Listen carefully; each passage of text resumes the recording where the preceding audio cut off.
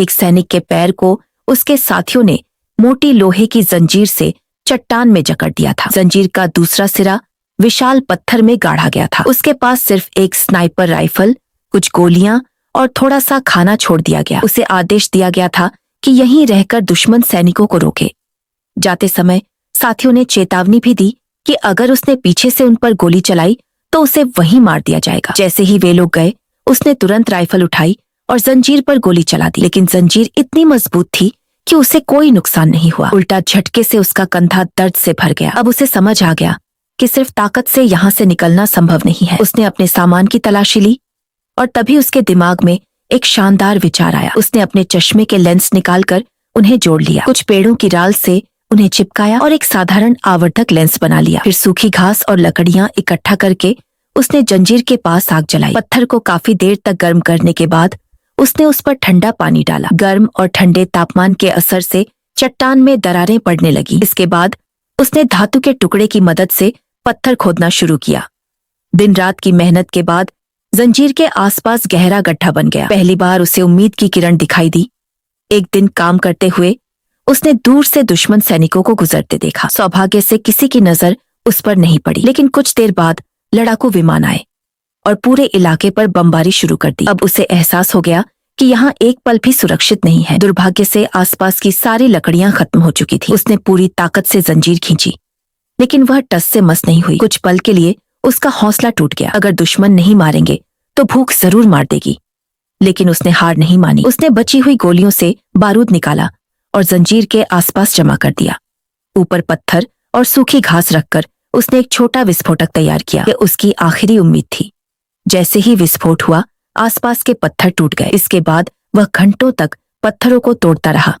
आखिरकार एक रात उसने पूरी ताकत लगाकर जंजीर खींची और लोहे का खूंटा बाहर निकल आया। वह आजाद हो चुका था। खुशी से चिल्लाते हुए वह वहां से भाग निकला। कुछ दूर जाने पर उसे एक छोटा सा फार्म हाउस दिखाई दिया। वहां एक युवती रहती थी। हैरानी की बात यह थी कि वह उससे बिल्कुल नहीं डरी। वह अपने काम में लगी रही। सैनिक ने इशारों में उसे मदद मांगी ताकि वह अपने पैर की बची हुई जंजीर काट सके। भाषा अलग होने के बावजूद युवती उसकी बात समझ गई और उसके लिए औजार ढूंढने चली गई। इसी दौरान वह इधर उधर देखने लगा। तभी उसकी नजर एक सोवियत सैनिक की टोपी पर पड़ी। वह घबरा गया। घर के अंदर झांकने पर उसे एक घायल सोवियत सैनिक मिला जो बिस्तर पर पड़ा था, लेकिन जब उसने देखा कि वह गंभीर रूप से घायल है तो उसे राहत मिली। धीरे धीरे उसने अपनी कहानी सुनानी शुरू की। उसका नाम विक्रम था। वह कोई पेशेवर सैनिक नहीं बल्कि एक छात्र था जिसे जबरन युद्ध में भेज दिया गया था। कई बार भागने की कोशिश करने पर उसके अधिकारियों ने उसे सजा देकर चट्टान से बांध दिया था ताकि वह डर और अकेलेपन में मर जाए, मगर उसने हार नहीं मानी और अपनी आजादी खुद हासिल की। हालांकि उसकी बात वहां मौजूद कोई नहीं समझ पा रहा था, लेकिन दोनों को महसूस हो रहा था कि उसके दिल में किसी के लिए नफरत नहीं है। कुछ समय बाद युवती ने उसे एक आरी दी और वह जंजीर काटने लगा। उधर घायल सोवियत सैनिक, जिसका नाम अलेक्सी था, उस पर भरोसा नहीं कर पा रहा था। एक दिन डर के कारण उसने छिपकर चाकू से हमला करने की कोशिश की, लेकिन विक्रम ने तुरंत उसे रोक दिया। इसके बाद उसने फिर समझाने की कोशिश की कि वह किसी को नुकसान नहीं पहुंचाना चाहता। वह सिर्फ घर लौटना चाहता है और अपनी अधूरी पढ़ाई पूरी करना चाहता है। भाषा की दीवार अब भी दोनों के बीच खड़ी थी, लेकिन धीरे धीरे अलेक्सी को यकीन होने लगा कि सामने वाला सचमुच अच्छा इंसान है। समय बीतने लगा। तीनों लोग एक साथ रहने लगे।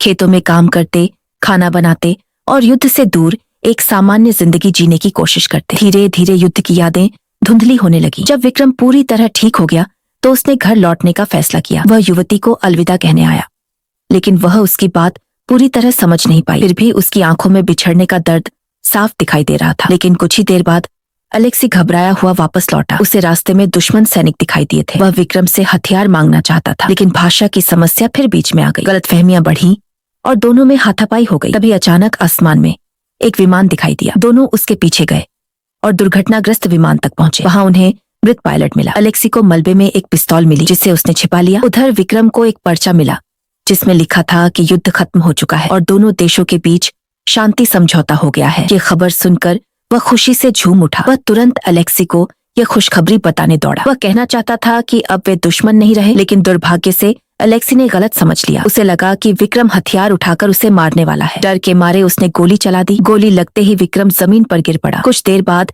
जब अलेक्सी ने अपनी भाषा में लिखा हुआ वही पर्चा पढ़ा तब उसे अपनी भयानक गलती का एहसास हुआ। वह तुरंत विक्रम की मदद में जुट गया। दोनों उसे लेकर फार्म हाउस पहुंचे जहां युवती ने उसकी जान बचाने के लिए दिन रात एक कर दिया। कई हफ्तों की देखभाल के बाद आखिरकार विक्रम ठीक हो गया। समय आ गया था कि दोनों सैनिक अपने अपने घर लौटे। उन्होंने अपनी पुरानी वर्दियां उतार दी और युवती द्वारा बनाए गए नए कपड़े पहन लिए। विदाई का पल बेहद भावुक था। युवती ऊपर से खुद को मजबूत दिखा रही थी, लेकिन उसकी आंखें सब कुछ बयां कर रही थी। वह दोनों को दूर तक छोड़ने गई। बर्फीले पहाड़ों के बीच आखिरकार दोनों दोस्तों की राहें अलग हो गई।